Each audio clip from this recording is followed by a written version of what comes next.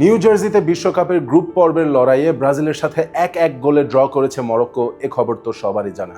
প্রথমার্ধে ইসমাইল সাইবারির গোলে এগিয়ে গেলেও পরে দুর্দান্ত এক শটে সমতা ফেরান ভিনিসিয়াস জুনিয়র।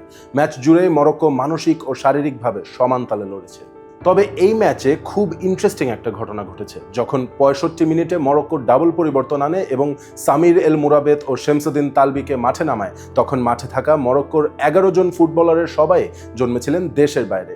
তাদের মাঝে স্পেনে জন্ম নেওয়া ফুটবলাররা হলেন শাদি রিয়াদ, আশরাফ হাকিমি ও ইসমাইল সাইবারি। ফ্রান্সে জন্মেছিলেন ইসা দিওপ, সামির এল মুরাবেত, নীল এল আইনাউই ও আয়ুব বুয়াদ্দি। বেলজিয়ামের শেকড় ছিল দুজনের, শেমসুদ্দিন তালবি ও বিলাল এল খান্নুস।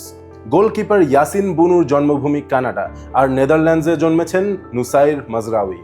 এছাড়াও বদলি হয়ে মাঠ থেকে বের হয়ে যাওয়া ব্রাহিম দিয়াজের জন্ম স্পেনের মালাগায়। একই সময় বদলি হওয়া আজেদিন উনাহি ছিলেন মাঠে থাকা একমাত্র মরক্কোতে জন্ম নেওয়া ফুটবলার। এর আগে 2022 বিশ্বকাপে ইতিহাস গড়ে প্রথম আফ্রিকান এবং প্রথম আরব দল হিসেবে সেমিফাইনালে ওঠে মরক্কো, বিদায় করে স্পেন ও পর্তুগালের মতো শক্তিশালী দলকে। বর্তমানে দেশটির র্যাঙ্কিংও ব্রাজিলের ঠিক পরেই 7 নম্বরে। ভিন দেশে জন্ম নেওয়া ফুটবলারদের দলে টেনে যে মরক্কো ভালোই কাজের কাজ করেছে তা বোঝাই যাচ্ছে।